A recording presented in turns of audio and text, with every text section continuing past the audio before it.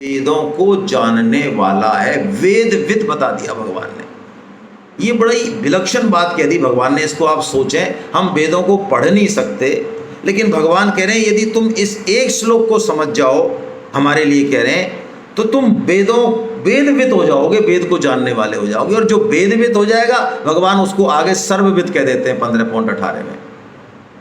सर्वविद मतलब जो भगवान को जान जाए, उनके सिस्टम को जान जाए, वो सर्वविद। और यहाँ भगवान ने वेदविद बता दिया।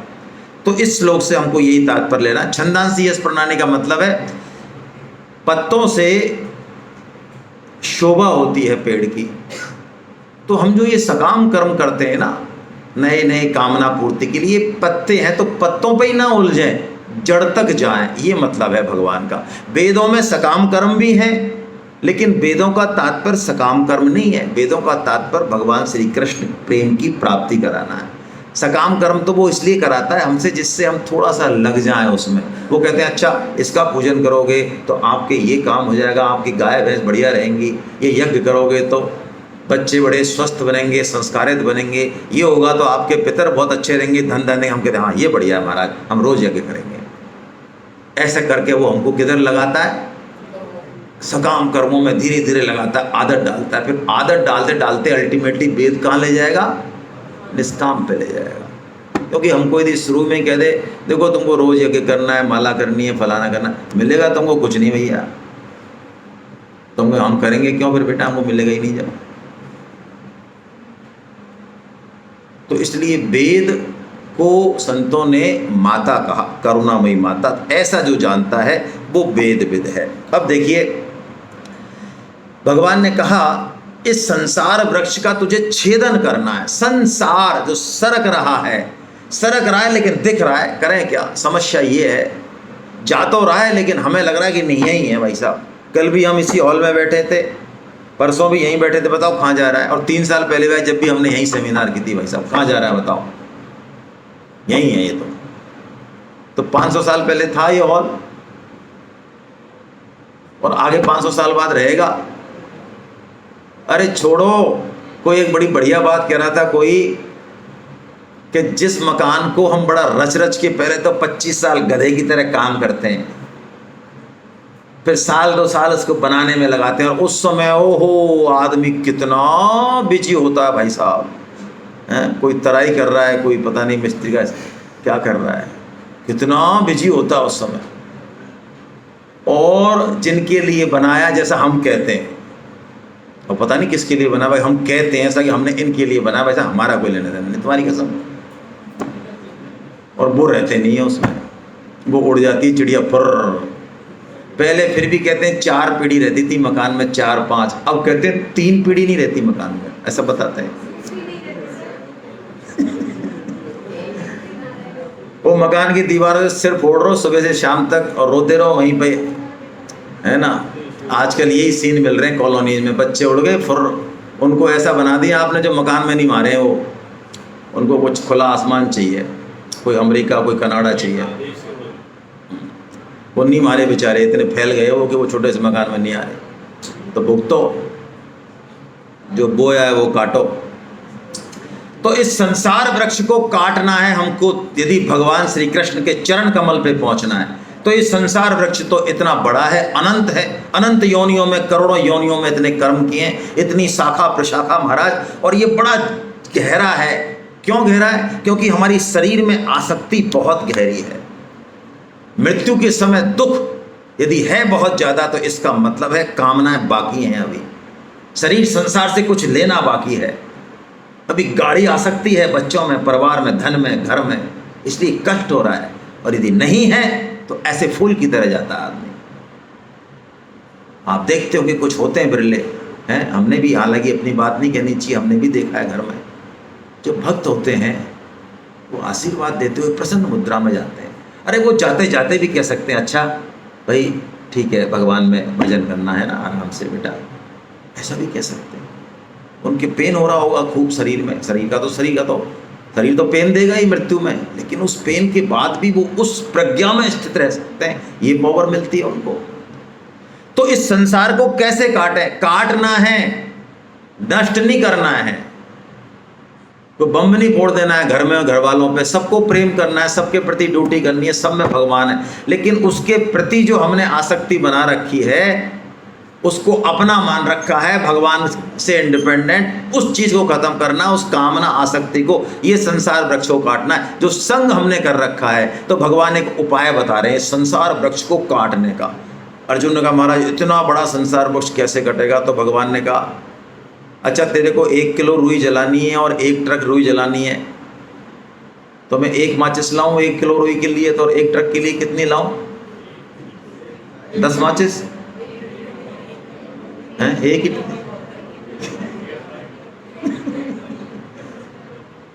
बस। तुम वो ऐसी तीली दे रहे हैं भगवान अभी हमको, 1 तीली जलाई और बस, फिर कितना बड़ा है छोड़ो, वो खुद से ही जलेगा। 1 ट्रक है तो 10 ट्रक है तो अरे कितना ही होना, क्या फर्क पड़ रहा है? मैं तेरे को हथियार ही बढ़िया वाला दे रहा हूँ एकदम नंबर 1।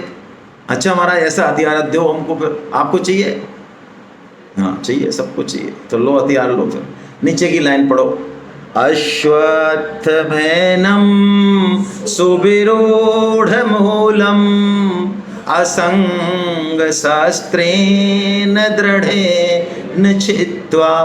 भगवान कह रहे हैं ये बहुत विरूढ़, इतना गड़ा हुआ है ये हृदय में, मन मस्तिष्क में, ये संसार घुसा हुआ है, लेकिन मैं तुझे ऐसा हथियार देता हूँ, असंगता। क्या बात है, ओहो असंगता मतलब देख तेरे को कुछ भी मिले इस संसार में, पति मिले, हाँ पत्नी मिला, माँ बाप धन माँ, जो मिलेगा सदुपयोग कर, चिपके मत, संग मत कर भाई, रहेगा नहीं।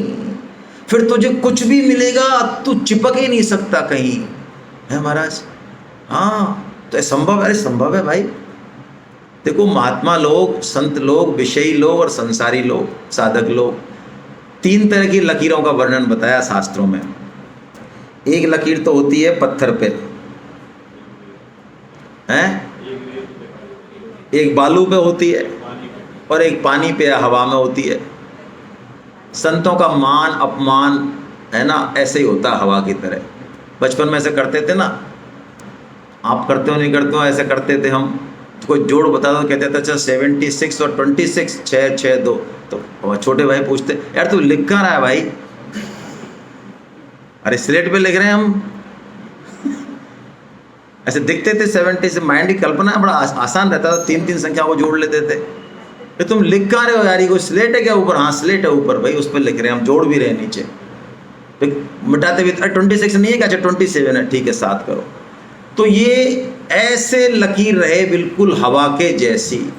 संसार में मान मिले, प्रेम मिले, कुछ भी मिले, अपमान मिले, यदि उनमें पकड़ा फिर एक नया कर्म चालू हो जाएगा। छोड़ दिया तो पुराना हिसाब क्लियर हो रहा है, क्लियर हो रहा है, क्लियर हो रहा है। और क्लियर होते होते सारा हिसाब जो हमारे खोपड़ी पे धरा है, सबकी पे दिख नहीं रहा है। जिस दिन ये मटकी खाली, यही तो मुक्ति है भाई। गीता मरने के बाद मुक्ति की बात नहीं करती, जीवन मुक्ति की बात करती। गीता कहती है जो मरने के बाद मुक्त हो वो छूटा, जीते जी मुक्त हो। ये मटकी, इसमें नया हम डालें नहीं, कुछ भी नया कर्म करें नहीं, कोई इस तरह का राग द्वेष का। सत्कर्म करें, परोपकार करें, लेकिन संबंध नहीं माने तो नया तो कुछ डालें नहीं। और पुराना जब हम देखेंगे भगवान की नया नहीं डाल रहा है, तो जल्दी जल्दी करेंगे भगवान। जिस कर्म का, बुरे कर्म का फल हमको 10 साल में मिलने वाला था, उन 10 साल में 10 घटनाओं को भगवान 1 महीने में ले आएंगे। तो हम घबरा जाते हैं, अरे कर क्या रहे हो यार, हम गीता पढ़ रहे हैं, तुमने हमारी आजकल बिल्कुल ही, वो यही सिस्टम है, वो यही सिस्टम है जो 10 जन्म में होने वाला था। भगवान कह रहे हैं यार तू आई जा आप जल्दी भाई, गले लग जा, तेरे को जरा झाड़ पहुँच देता हूँ भाई, कीचड़ बिचड़ लग रहा है, एक बार में जरा रगड़ी बना देता हूँ तेरी। हम कहते हैं महाराज कर क्या रहे हो यार, गीता पढ़ रहे हैं, आजकल तो तुमने हद कर रखी है हमारे संग। पहले बढ़िया थे हम, पहले बढ़िया इसलिए थे भाई। आया लॉजिक समझ में? असंग शस्त्रेण दृढ़ेन चित्वा।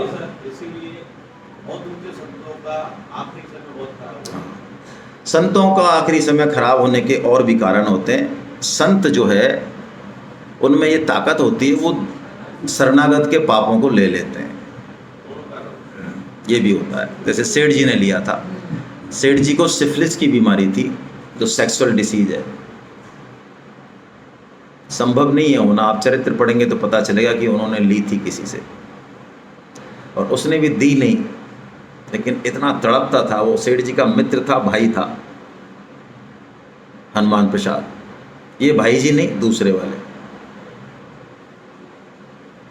तो सेठ जी बांकुड़ा में थे और वो तड़प रहा था इस बीमारी से, इतना पेन होता था जैसे प्राण निकल जाएंगे। सेठ जी ने पहले भी उससे कहा था कि तू मेरे को दे दे बीमारी की। नहीं, मैं कैसे दे दूं? कि दे दे। कि नहीं, मैं अपनी बीमारी तेरे को कैसे दे दूं? भाई तू मेरा परम मित्र है, तो ऐसा कर, तू एक काम कर, जब मैं तुझे बुलाऊं तू आ जाना यार। ठीक है। तो कहते हैं एक दिन इतना तड़पा, और जब उसने सेठ जी को पुकारा, सेठ जी बांकुड़ा में थे, तो सेठ जी प्रकट हो गए वहां और उससे पूछा, बोल दे कि नहीं? चल आधी दे, हटा आधी दे। ठीक है, आधी ले लिया। ऐसे होता है। अब भगवान इस श्लोक में जो बात बता रहे हैं वो अद्भुत बता रहे हैं, अद्भुत बात है, जिसकी बात हमने पहले की। ये एक ऐसा श्लोक है जो हमें इतनी ताकत देता है, प्रेरणा देता है कि अरे भाई क्या हुआ, अब चेते तो क्या हुआ, और कैसे भी हो हम हैं तो भगवान के, क्योंकि खुद भगवान कह रहे हैं। आइए पढ़ते हैं। ममे वांसो जीव लोके जीव भूता सनातन मनः षष्ठानि इंद्रियाणि प्रकृति स्थानि कर्षति मम एव अंशो माम एव अंशो ममेव अंशो। हे अर्जुन, ये जो जीव है, ये जो परा है, ये मेरा ही है, केवल मेरा ही है। माम एव लगा दिया, किसी दूसरे का ये। तो महाराज हम तो भूत बने हुए। हाँ, तो वो कह रहे हैं जीव भूता, तू है नहीं, भूत यानी बनना, तू जीव है नहीं लेकिन तू जीव भूत है। ऐसा क्यों बन गए हम? अरे इसलिए बन गया, तुझको हमसे ज़्यादा संसार में ज़्यादा रोशनी चटक पटक ज़्यादा दिखाई दी। तुझे लग रहा है इनमें ज़्यादा मलाई है, संसार के भोगों में, खाने में, पीने में, सेक्सुअल डिजायर में। तो तेरे जैसे ही तू मेरे से विमुख हुआ तो ये मन ने और इंद्रियों ने तुझे खींच लिया, इस संसार ने। मनःष्ठानि इंद्रियाणि प्रकृतिस्थानि कर्षति। और तू मेरे से संबंध भुलाया, जैसे ही तूने इनसे संबंध जोड़ लिया जो तेरे है ही नहीं। लेकिन अब क्या करें, जब जोड़ लिया तो भुगत भाई। जैसे धनी आदमी, स्वामी जी कहते हैं, पहले धन को छुपा के ले जाते थे कहीं बांध के ऐसे, और कोई उसको लूट ले। धन ले जा रहा, खूब सारा सोने के बिस्किट हैं जो भी हैं, तो लूट ले। तो वो क्या कहता है, लूट ले जाए, जब वो उसको, हाय मैं मर गया। तो मर गया क्या वो वास्तव में? अरे मरा नहीं है, लेकिन धन के जाने से वो अपना मरना मानता है। ऐसे ही ये आत्मा जो जीव है, ये शरीर के नष्ट होने से अपना नष्ट होना मानता है, शरीर के बढ़ने से अपना, शरीर के बीमार होने से अपना बीमार होना मानता। क्या करे, ये शरीर जैसे नचा रहा है वैसे नच रहा है, जबकि इसका कोई लेना देना नहीं है इससे। ये मरे जिए कुछ भी करे, ये वो अपने आप में स्थित है।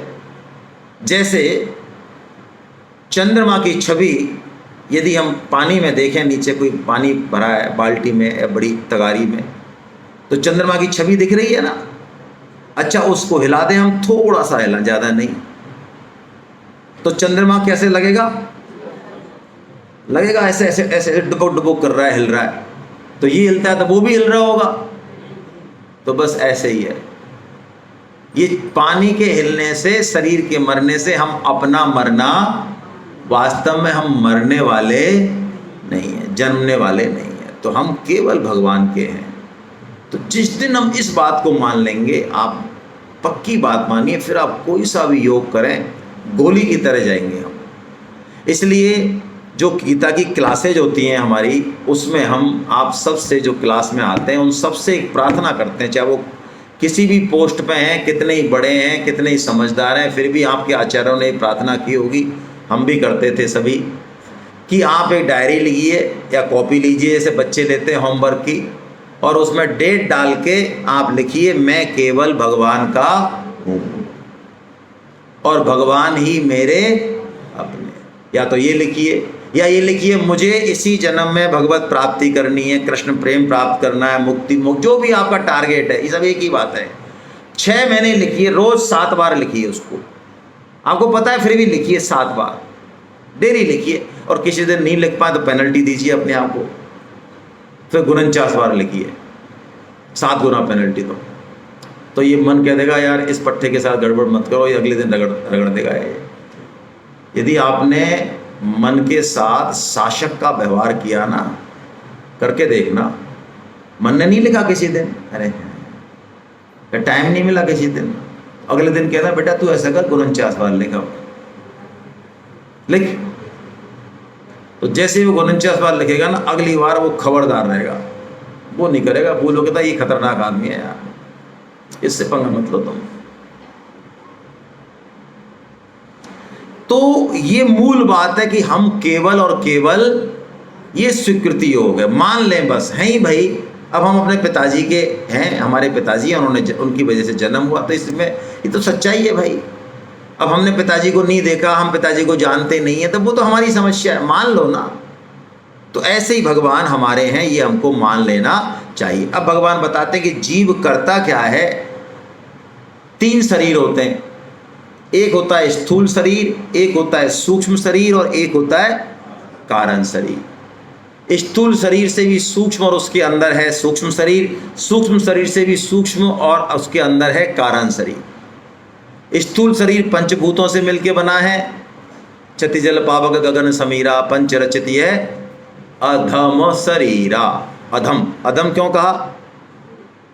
स्वामी जी कहते हैं इसको कुछ भी खिला लो, रसगुल्ला खिला लो, परसों खीर खिलाई, रबड़ी खिलाई, गंगा जल खिला लो और मलमूत्र बना लो, ये मलमूत्र की फैक्ट्री है, इसलिए अधम कहा। लेकिन तुलसीदास जी ने इसको विलक्षण शरीर भी कहा, दुर्लभ शरीर भी कहा। क्यों? क्योंकि इसी शरीर से हम भगवत प्राप्ति, इसका मतलब शास्त्र का उद्देश्य बड़ा स्पष्ट है कि यदि इसको जिस काम के लिए भगवान ने बनाया उस काम में नहीं लगाया तो ये अधम से भी अधम है। तो ये स्थूल शरीर, ये मृत्यु के बाद यहीं रहता है स्थूल शरीर। 2 शरीर मूवमेंट करते हैं, कौन कौन से? सूक्ष्म और कारण। सूक्ष्म शरीर 17 तत्वों से मिलकर बना रहता है, ठीक है। 10 इंद्रियां, 5 प्राण, 10 प्राण होते हैं, उसमें से 5 प्राण मुख्य हैं, पान अपान समान उदान ध्यान, और 2 चीज और हैं, मन और बुद्धि। ये 17 तत्वों का सूक्ष्म शरीर होता है। इस सूक्ष्म शरीर और इसके अंदर एक चिप होती है, चिप, वो होता है कारण सही, ईगो, स्वभाव, अहम, कुछ भी कहते हैं उसको, वो कारण सही। ये दोनों मूवमेंट करते हैं। कैसे मूवमेंट करते हैं? ये सब कुछ सामान ले जाते हैं वहां से, जो भी आपने किया, खाया, सोचा, राग किया, द्वेष किया, पूजा की, ये किया, तुम्हारा जैसा स्वभाव है बोलने का, चलने का, अंदाज का, वो सब को ले जाते हैं। और मान लो गाय की योनि मिली तो घुस जाएंगे वहीं गाय की योनि में। तो एक गाय तो ऐसी हो कि आप रोटी देने जाओगे तो भी आपके सींग घुसा देगी, ले खिलाए रोटी।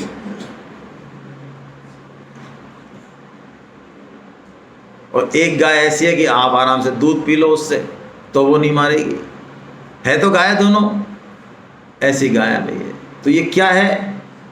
ये वो ये जो सामान पीछे से लेके आया, ऐसे हमारे पास सबके पास सामान है, पीछे से हम लेके आ रहे हैं। भगवान यही कह रहे हैं, इस श्लोक का मैंने बिल्कुल शुद्ध हिंदी में मतलब समझाया है। उत्क्रामंतम स्थितिम वापि भुंजानन वा गुणान्वितम विमूढ़ा नानुपश्यन्ति पश्यन्ति ज्ञान चक्षुषा। जो ज्ञान चक्षु वाला है, भगवान की जो चर्चा कर रहा है, भगवान की तरफ सन्मुख है, वो इस चीज को समझता है, विमूढ़ नहीं समझता। ऐसा कह के भगवान ने फिर अपने बारे में बताया, संसार के बारे में बता दिया, जीव के बारे में बता दिया, कैसे ट्रांसफर हो रहा है ये बता दिया भगवान ने फटाफट।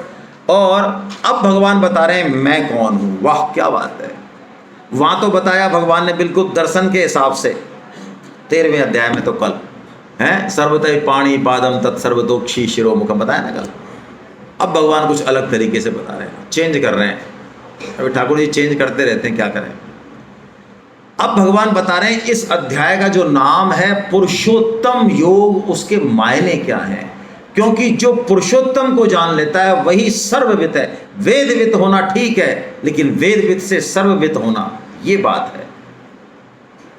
भगवान खुद कह रहे हैं, क्या कह रहे हैं यो मामेवमसम्मूढो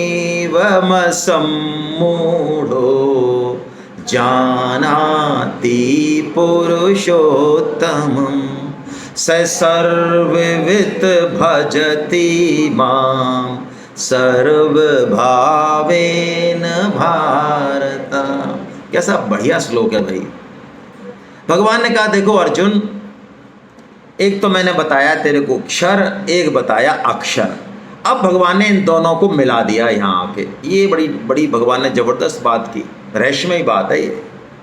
अब तक भगवान ने जड़ चेतन बताया, पुरुष प्रकृति बताया, परा अपरा बताया, शरीर शरीरी बताया। अब भगवान ने कहा तू छोड़ चक्कर, दो पुरुष हैं ऐसा मान ले। वो जड़ भी पुरुष ही है यार, मैं ही तो बैठा हूँ, पत्थर में भी तो मैं ही हूँ, पत्ती में भी तो मैं ही हूँ, सब जगह मैं ही तो बैठा हूँ, नदी में और उसमें। ठीक है, जड़ रूप में बैठा हूँ। जैसे भगवान हमारे घर में बैठे रहते हैं ना, क्या बोलते हैं हम? विग्रह। और विग्रह से पहले एक शब्द और है, अर्च विग्रह। अर्च विग्रह का क्या मतलब है पता है आपको? आप सेवा करते हैं ठाकुर जी की, पता है अर्च विग्रह का मतलब? अरे जब आप नहलाओगे तो नहाएंगे बेचारे, और खिलाओगे तो, और पहनाओगे तो पहनेंगे। यानी पूरी तरह से वो आपके वश में है। सीमा है ये, चेतन की सीमा, जड़ हो जाना है। भगवान ने अपने को उस रूप में प्रकट किया है कि आप जैसे चाहो वैसे नाचेंगे वो। ये अर्च विग्रह है। तो भगवान ने कहा जड़ चेतन छोड़, अब दो पुरुष हैं, है ना। लेकिन देख, एक जो तू पुरुष है, तू क्या करता है? संबंध जोड़ लेता है, योनियों में चला जाता है। तेरा मामला थोड़ा गड़बड़ है। तो मैं तेरे से उत्तम हूं। तू है तो पुरुष, मेरा ही स्वरूप है, मेरे जैसा ही है बिल्कुल, कुछ क्वालिटी नहीं है तेरे में। तो हम हैं पुरुष, और भगवान कौन है? पुरुषोत्तम है, पुरुषों में उत्तम है, सर्वोत्तम है। यहाँ पे ये गीता बहुत स्पष्ट रूप से ये बात कह रही है, जो वेदांत की थ्योरी है ना, दर्शन की थ्योरी है, कि जीव, मानते हैं वो लोग कि जीव मुक्ति के बाद भगवान ही हो जाता है। ना, गीता कहती है जीव जीव ही रहता है, भगवान नहीं हो सकता है। क्यों? क्योंकि जीव भगवान का अंश है, और अंश का काम है, अंश की ड्यूटी है बाय डिफॉल्ट, हम अपने चुन नहीं सकते ये ड्यूटी। अंश की ड्यूटी है कि अंशी की क्या की जाए? सेवा। ये असली बात है। ये गीता हम 1000 बार पढ़ लें, उसके बाद भी ये बात दिमाग में नहीं आई, गीता नहीं पढ़ी हमने। हम अंश हैं भगवान के सब, और हमें अपने अपने तरीके से भगवान की क्या करनी है? क्यों करनी है सेवा? क्योंकि हम अंश हैं, अंशी के, इसलिए करनी है एक तो।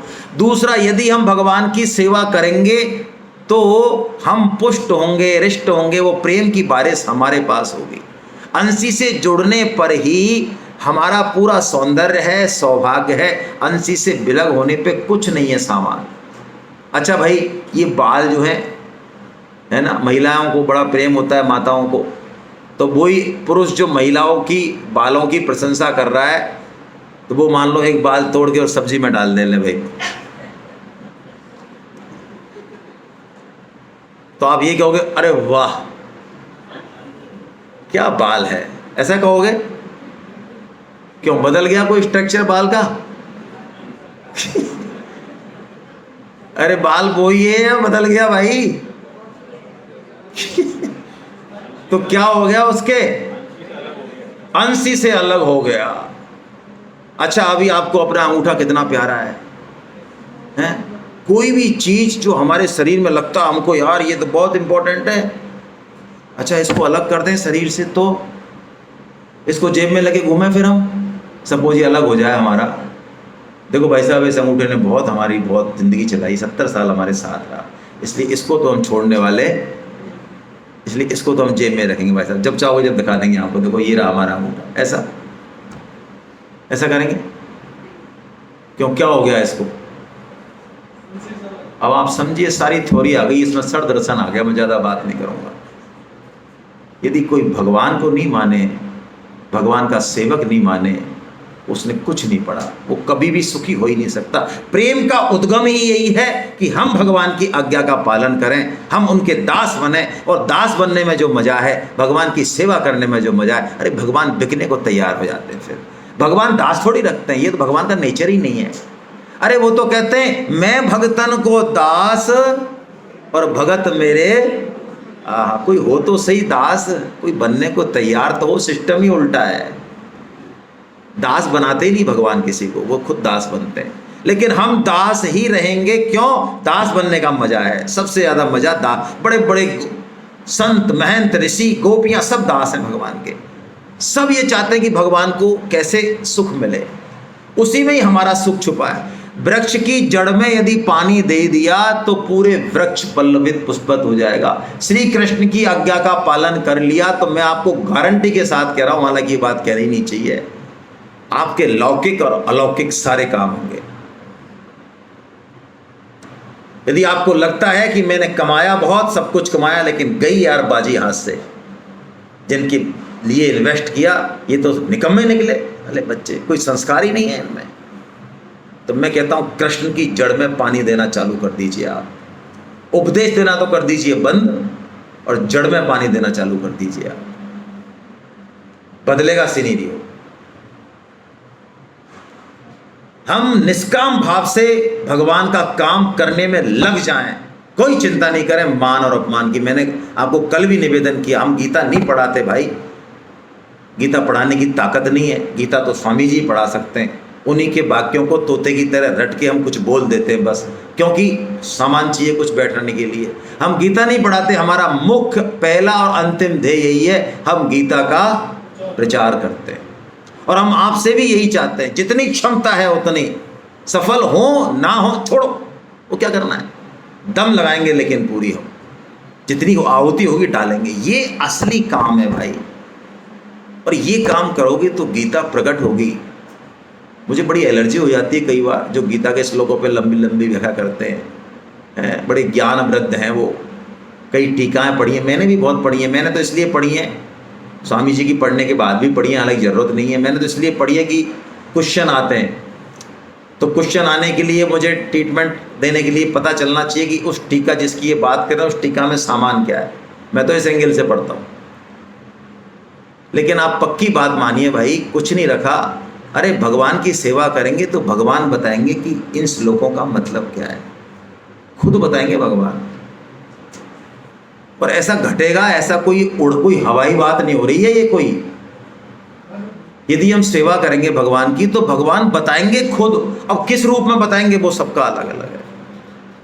कोई परिस्थिति से सिखा देंगे, किसी व्यक्ति से सिखा देंगे, कोई ट्रेन के डिब्बे में किसी व्यक्ति से बुलवा देंगे आपको कि अरे यार इस श्लोक का तो ये मतलब है, देखो ये जो अभी बता रहे हैं यही तो है इसका। मैं कैसे पढ़ रहा था, बीच समझ ही नहीं आ रहा था अब तक यार मुझे। बहुत अलग सिस्टम है उसका भाई, लेकिन उसके लिए काम करना सीखें।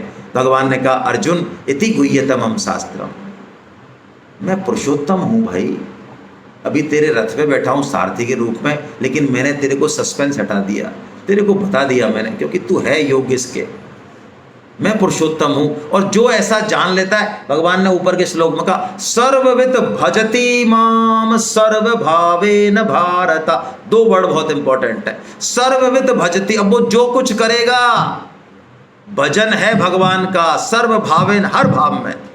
भीष्म जी जैसे छल नहीं कर देते हैं कृष्ण को, वो बाण चलाते हैं तो यहाँ पे खून, यहाँ खून, इस पे खून, यहाँ खून अर्जुन के, भगवान श्री कृष्ण छल नहीं हो जाते हैं। भीष्म में आखिर मजाक है क्या? और अर्जुन पिद्दी बना बैठा है कि दादाजी हैं मेरे, गीता सुनाने के बाद भी। फिर भगवान उठाते हैं रथ का पहिया और दौड़ते हैं, पृथ्वी कांपती है और अर्जुन दौड़ता है, पकड़ लेता है भगवान के चरण, महाराज प्रभु प्रभु कुछ नहीं, अब मैं करता हूं संहार सबका। कब जाता है अर्जुन, चिल्लाता है, रोता है, घसटता है, और भीष्म जी जैसे ही भगवान का वो रूप देखते हैं, भैया हाथ में है और पृथ्वी कप रही है, पीताम्बर लहरा है, वो रख देते हैं और कहते हैं हे पुरुषोत्तम, यही तो मैं चाह रहा था, है कि मैं इतनी पूजा कर रहा हूँ और आप प्रकट नहीं हो रहे हो, इतने तीर मैंने दे दिए आपके, क्या लगता है आपको उस खून जो बहाया भीष्म ने, भगवान प्रसन्न होए या गुस्सा होए? प्रसन्न। सर्वविद सर्वभावेन, अरे हर भाव में जिंदगी में कुछ भी हम करें, शादी करें, ब्याह करें, हैं, शमशान में जाए। स्वामी जी तो बहुत बड़ी बात बोलते हैं, हमें पचाने में दिक्कत आएगी। स्वामी जी कहते हैं भक्त पाखाना जाता है ना, मल विसर्जन करता है, बाथरूम जाता है, वो भी भगवान का ही भजन करता है, भगवान की सेवा करता है, खुद का कुछ नहीं करता। ऐसी बात। अरे हमारा क्या लेना देना है, हमारा क्या लेना देना है। भक्त तो कहता है आपका शरीर है, ठाकुर जी नहला रहे हैं आपको, बताओ हैं, हमारा क्या है मतलब है। नहीं तो कपड़े पहना रहे हैं, इसको खिला रहे हैं, देखो अभी अभी बूंदी खिला के लाए इसको, अब इसको यहाँ बैठा दिया, चल बेटा तू कथा सुन, शाम को सुना देंगे इसको। और हमारा क्या लेना देना, बताओ। आपका ही काम कर रहे हैं ना। ठाकुर जी कहते हैं हाँ महाराज हमारा ही करो, क्या करें। बोलो आप, कैसा चतुर है ये भक्त, ऐसा चतुर होते हैं ये भक्त लोग। भक्त को दुनिया पागल समझती है, भक्त बहुत चतुर होता है। अरे जिस काम क्रोध के मारे बड़े बड़े ज्ञानी यति घबराते हैं, कुलामंडी दे देता है उनको काम। आप देखते होंगे ये शास्त्रों में जो कहानियां हैं ना कि ब्रह्मा जी ये गए और वो गए, ये मत समझना कि वो गए, ये इसलिए है कि हमें पता चले कि ये काम कितना खतरनाक है। हमें लगता है कई बार 5 साल गीता पढ़ने के बाद भाई साहब अब हमें वैसी नज़र हमारी रही नहीं। अरे चुप, पूरा संयम में रहना, कोई इधर उधर मत जाना, ये कब सांप निकल जाएगा कुछ पता नहीं है। इसलिए कहा जाता है हमारे यहाँ, इसलिए परम श्रद्धेय स्वामी जी महाराज जैसे संत, आप सोचो ये फ्रंट में स्त्रियों को, माताओं को नहीं बैठाते थे। कई लोग कहते हैं ज्ञानी, बेवकूफ टाइप के, मैं तो यही कहता हूँ काहे के ज्ञानी। क्या खतरा है स्त्रियों से, क्यों नहीं बैठाते हैं। अरे उनको कुछ खतरा नहीं है, हमको सीख देने के लिए बैठाते हैं। उसके बाद महिलाएं बैठती थी, एक पंक्ति पुरुष की बैठती थी। स्वामी जी खुद करते थे ये, है स्वामी जी जैसे करते हैं, उनको खतरा है। तो ऐसे वो काम क्रोध जो किसी के जीते नहीं जाते। तुलसीदास जी महाराज एक ऐसी टेक्निक कहते हैं, ऐसी टेक्निक बताते हैं। वो कहते हैं भगवान के सामने बैठ जाते हैं, जब उनको लग रहा है कि यार एक काम क्रोध परेशान करते हैं, काम क्रोध, वो कहते हैं देखो महाराज हम एक रिपोर्ट दे रहे हैं आपको। ठाकुर जी कहते हैं बताओ क्या रिपोर्ट है। कि देखो ये मंदिर है ना आपका। कि हाँ हमारा। तो इसमें आप बैठे हो ना, आपने गीता में कही ना 3 जगह कही। हाँ यार कही, 13.17 में भी कही हमने कि हम हृदय में बैठे। फिर 18.61 में आपने कही ना 3 जगह गीता में कि हम हृदय में बैठे। तो ये मंदिर है आपका। अब देखो महाराज आप जहाँ विराज रहे हो, बताओ वहाँ पर ये डकैत घुस आए हैं, डकैत आ गए हमारे मंदिर। अरे देखो ना ये काम क्रोध लोग, बताओ ये डकैत बैठे महाराज ये हमारे हृदय में। बताओ ये आपके मंदिर, हमारा कुछ नहीं है, बैठे रहने तो हमारे क्या नाक कटेगी, आप कटेगी।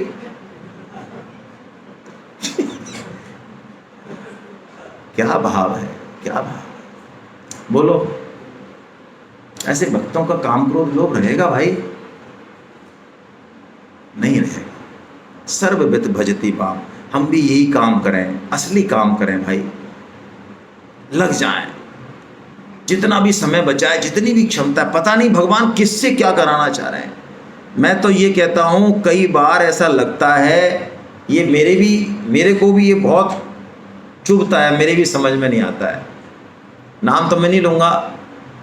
मानसरोवर के प्रताप नगर के साधक थे, वो बिल्कुल उनका ना तो गीता सुने तो नींद आवे, और मेरा उनसे बहुत वो रहता था खतरा, यार इनको हटाओ, आउट करो इनको, क्या आदमी है ये, है ना, समझ नहीं आती इसके।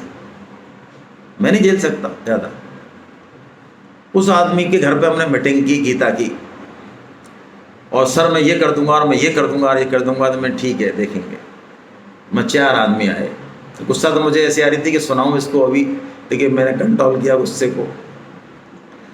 चलो कोई बात नहीं, 4 आए तो 4 में प्रचार करते हैं। आप भाषण जो भी दिया, तो एक व्यक्ति जो आए उसमें आप देखो, उस व्यक्ति ने आगे इस वृक्ष को कितना बढ़ाया। NRI में, जो जयपुर में जगतपुरा में कॉलोनी है, पहले तो वो खुद रजिस्ट्रेशन कराया उन्होंने, है ना, फिर बच्चे ने कराया, उनकी पत्नी ने कराया। और NRI में जहाँ पे सारे धनाढ़ रहते हैं, और धनाढ़ ही नहीं रहते हैं, अब मैं अंदर पर्दे की बात बता दूँ, अपन भी सब ऐसे ही हैं। मुझे जब मैंने क्लास ली तब मुझे ये चीज़ें पता चली। मैंने साल भर मैंने ही क्लास ली वहाँ पे कि सर यहाँ पे महिलाएं भी जो है पार्टियों में, है ना, ऊटपटांग सिस्टम है यहाँ पे। वो 55-60 लोग वहाँ आए और वहाँ से आगे गीता की बहुत बेल बढ़ी। उसका कारण भगवान ने किसको बनाया? उस व्यक्ति को बनाया। महावीर जी ने कहा सर आप रहने दो, आप फालतू गुस्सा मत हुआ करो, पड़े रहने दो इनको, मैं हटाओ इनको यार तुम सामने से। अब बताओ हमारी बुद्धि जा सकती है? हम में क्या क्षमता है, हमसे क्या काम लेना चाह रहे हैं ठाकुर जी, हमें क्या पता है भाई, हमें नहीं पता। लेकिन हम जितना कर सकते करें। हाँ मौका, जैसे कई लोग कहते हैं ना यार हमें मौका मिल जाता तो हम ये कर देते, मौका नहीं चूकें। ये असली बात है भाई, ये गीता पढ़ने से भी ज़्यादा जरूरी बात है। जिस तरीके से भी आप करना चाहें भगवान का काम करें और संकल्प लें, क्योंकि यहाँ से जाने के बाद आपका ये भाव नहीं रहेगा। अभी तो ये भाव है, भूमि का कमाल है, वाणी का कमाल है, भगवान की का भाव अलग है यहाँ तो। लेकिन हमें तो पता है ना ये भाव नहीं रहेगा, 3 दिन बाद उतना नहीं रहेगा, 10 दिन बाद उतना नहीं रहेगा, महीने भर बाद उतना नहीं। लेकिन यदि आप हमारे कहने से मान जाओ, कोई संकल्प ले लोगे कि मैं 20 लोगों को गीता क्लास से जोड़ूंगा, जैसे हमारी कौशल जी हैं, माया शर्मा जी हैं, तो आप घर जाके भी वृंदावन में ही रहने वाले हो। मैं पक्की बात कह रहा हूँ, वृंदावन आना ज़्यादा जरूरी नहीं है, मैं मना नहीं कर रहा हूँ धाम की, लेकिन आप घर जाके भी वृंदावन धाम में ही बैठे हो। यदि भगवान का स्मरण, भगवान का काम आप कर रहे हो तो ज़्यादा प्रिय है भगवान को, तो संकल्प करें उसका, कैसे भी करें। गीता का प्रचार करना है, अपने लोगों में करना है। सेमिनार करा सकते हैं, कराएं। सेमिनार में कोई बड़ी बात नहीं है, जगह देखनी है, खाने का इंतजाम करना है, जितना शुल्क आता है उतना लेना है, थोड़ा बहुत सब्सिडाइज करना चाहे सक्षम हो तो करें, नहीं तो कोई हम नहीं कहते करने की। पैसा लेना जरूरी है। कोई ये कहे कि मैं बिना पैसे की सेमिनार कराऊं, वो बिल्कुल नहीं बोले, बिना पैसे की सेमिनार हम नहीं करते, ठीक है। पैसा लेना है, उसी में सारा राज छुपा हुआ है। आप गीता की सेमिनार होती रहती है, मैं आपको ग्रुप में जोड़ दूंगा, अभी आप नंबर दे देना मुझे, इस ग्रुप में छोड़ देना वृंदावन वाले में। तो कहीं भी सेमिनार है अहमदाबाद में, आपके 5 रिश्तेदार हैं, दोस्तदार हैं, जोड़ो उनको, भेजो उनको, अपने को बेचो कि यार हमारी गारंटी से जा तू, क्या होगा? भगवान का काम किया। मना भी करे, मान लो कह दे यार मुझे मज़ा नहीं आया, तो कोई बात नहीं भैया, मज़ा तेरे को पिक्चर में भी नहीं आया, शादी में भी तेरे को कौन सा मज़ा आया यार अभी? उस समय तो तू हंस रहा था, अब तू कह रहा नहीं यार गलत डिसीजन हो गया, तो क्या कर लिया तेने? डिसीजन थोड़ा गलत हो गया यार, इधर वाला होना चाहिए था, ये थोड़ा चूक गया है।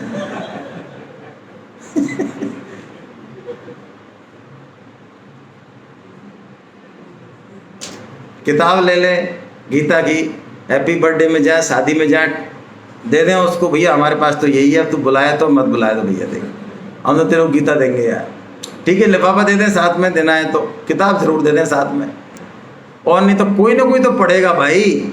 अरे हमारे बुजुर्गों की किताबों को हम पढ़ते हैं, आप पढ़ते ही नहीं पढ़ते हैं, कोई ना कोई पढ़ेगा। किताब एक ऐसी चीज़ है, गीता एक किताब, जैसे चाहे प्रचार करें।